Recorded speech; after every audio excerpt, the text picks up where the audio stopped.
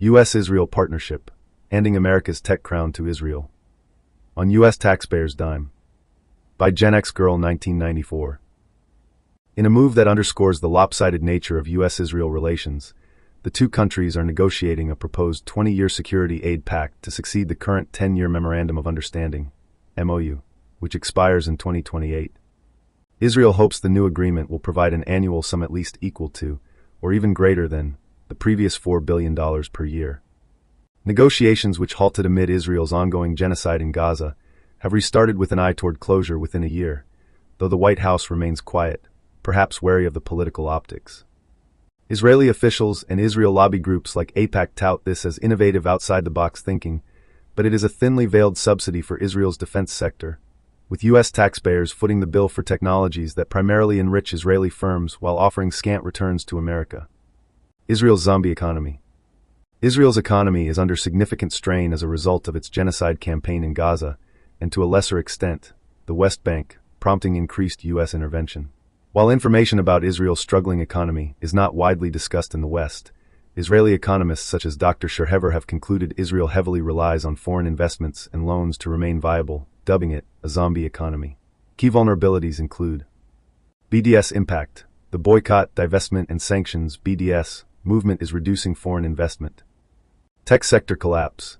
A 90% drop in tech investments has exacerbated economic instability. Tourism. Israel's tourism industry has virtually stopped. Port damage/bankruptcy. Eilat Port declared bankruptcy in 2024, while other ports have been damaged during Israel's war with Iran. Weapons dependency. While Israel buys weapons from the U.S. using American taxpayer money, it depends on European supply chains that are increasingly imposing sanctions. Israel's economy contracted in Q2 2025, primarily due to the severely disruptive 12-day war with Iran in June. GDP shrank by 3.5% annually and 0.9% quarterly. All major components fell, with a sharp 12.3% drop in investment and a 4.1% decline in private consumption. Exports plummeted 12%, while imports also decreased by 3.5%. Reflecting this impact, the Bank of Israel lowered its 2025 growth forecast to 3.3%. In 2024, Israel ran the largest budget deficit, which is the gap between a government's revenue and expenses in a given year. Its genocide campaign in Gaza and shrinking economy has widened the gap between government spending and revenue collection, taxes. With all sectors either damaged or struggling to stay afloat, Israel has turned to its benefactors in the U.S. to bail it out, yet again. The U.S.-Israel Defense Partnership Act. The U.S.-Israel Defense Partnership Act of 2025, S. 554 and H.R. 1229, sponsored by Israel lobby-funded lawmakers Senators Dan Sullivan, Republican Alaska, and Gary Peters, Democrat Michigan, in the Senate and Representatives Joe Wilson, RSC, and Donald Norcross, Democrat New Jersey, in the House, pivots from straightforward military handouts to so-called cooperative research, development, testing, and evaluation, RDT&E, in bleeding-edge fields like artificial intelligence, cybersecurity, quantum computing, robotics, and automation. This brazen heist of U.S. technological supremacy in domains where America outpaces rivals like China is being gifted to a nation with a documented history of espionage against U.S. industry and government and repackaging U.S. technology as Israel innovation under the auspices of programs funded by the U.S. taxpayer. Israeli officials spin it as mutual security against shared threats like drones and missiles, but the terms of the agreement and history scream giveaway. Defense Innovation Unit. Under the U.S.-Israel Defense Partnership Act, Congress proposes spending $50 million yearly to create a Defense Innovation Unit office inside Israel, primed to vacuum up American IP under the guise of countering Iran. As we've seen through past decades where companies foolishly move their R&D to China, where they can currently manufacture products, this is a sure way of handing IP to Israel while outsourcing U.S. manufacturing and jobs to Israel. National Technology and Industrial Base, NTIB. Another provision in the proposed agreement would admit Israel into the National Technology and Industrial Base, NTIB, granting it profound strategic benefits like integrating its defense and technology sectors directly into the U.S.-led alliance industrial base with Canada, UK, Australia, and New Zealand. This would provide Israel with streamlined, prioritized access to cutting-edge U.S. military technology and dual-use items, significantly easing the requirements of international traffic in arms regulations, EAR, and export administration regulations, EAR controls. In practice, this means seamless flow of critical technologies, fundamentally enhancing Israel's qualitative military edge and allowing Israeli firms to bid for U.S. military contracts. Reports from U.S. intelligence officials indicate high levels of Israeli political, military, and economic espionage in the U.S. for decades, which often complicates full intelligence and technology sharing. For decades, U.S. intelligence has stated the U.S. cannot fully trust Israel not to commit espionage, which has been a factor in its exclusion from highly integrated initiatives like the NTIB. However, despite warnings from U.S. intelligence, the FY 2024 National Defense Authorization Act, NDAA, established a U.S.-Israel Defense Industrial Base Working Group to deepen technological integration and look at the potential for future NTIB inclusion. The FY 2026 NDAA provides additional authorization and funding for this working group, building Israel's military capability under the guise of U.S. stockpiles. The agreement also expands and extends placement of U.S. military stockpiles in Israel. A review of a related bill in Congress demonstrates a deeper level of manipulation. The Bunker Buster Act to equip Israel against Iran's continued nuclear threat, introduced in the House by Israel lobby-funded representatives Josh Gottheimer, NJ5, and Mike Lawler, New York 17, will require the U.S. to build out a full bunker buster capability in Israel for Israeli use with U.S. taxpayer money. The bill explains the bunker buster technology belongs to the U.S. until the Israelis want to use it. It's quite the grift. Add $150 million annually for RDT&E for unmanned systems countermeasures, $80 million for anti-tunnel tech, and $75 million for drone defense, and you're staring at hundreds of millions more in taxpayer bleed-out. Expanding a tried-and-true grift. This new agreement builds on decades of the same grift, as seen with Israel's Iron Beam.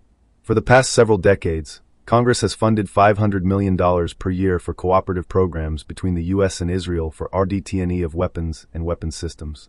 The purpose of DoD's cooperative programs is joint RDT&E with friendly foreign countries who have developed advanced technology. This requirement applies to every country except Israel. In the case of Israel, we have given them $500 million per year so they can take our technology and give us little to nothing in return. Such is the case of RDT&E that led to the development of Israel's Iron Beam. In 1996, Bill Clinton and Congress appropriated funding and mandated the U.S. Army to provide Israel with tactical high-energy laser, THEL capabilities. At the time, Israel had little to provide. 10 years later, $300 million of U.S. taxpayer money spent and tech transfer complete, the program was canceled in 2006. In 2007, the next phase began under the same cooperative program, which is funded by taxpayers through today, that led to the development of Iron Beam. In 2024, headlines praised Israeli innovation for developing Iron Beam, but what they did not mention is U.S. taxpayers fund Israeli companies Rafael and Elbit to develop Iron Beam through the $500 million annual R&D appropriations to Israel, nor the fact that the original technology came from the U.S. They also did not mention that Congress and the Biden administration gave Israel $1.2 billion to procure Iron Beam for the State of Israel from Israeli firms Rafael and Elbit. In this win-win relationship between Israel lobby-funded lawmakers and Israel, the primary loser in this arrangement is the U.S. taxpayer, who bears a double burden. Not only are public funds diverted to subsidize a foreign nation's advanced defense industry, but America's own proprietary technology is subsequently transferred to Israeli firms. These companies are then free to leverage this gifted technology to develop and profit from advanced weapons systems, which they often market to strategic competitors of the U.S., such as China. Israel's $1 billion propaganda campaign. This dynamic is perpetuated through a powerful influence apparatus, led by lobbyists such as AIPAC and 27 other Israel lobby groups, which ensures that congressional priorities align with bolstering Tel Aviv's military capabilities. This political influence is complemented by a media strategy, executed through outlets like the Salem Media Group, which disseminate Israel propaganda to a conservative American audience, portraying this one-way transfer of wealth and technology as a vital strategic partnership.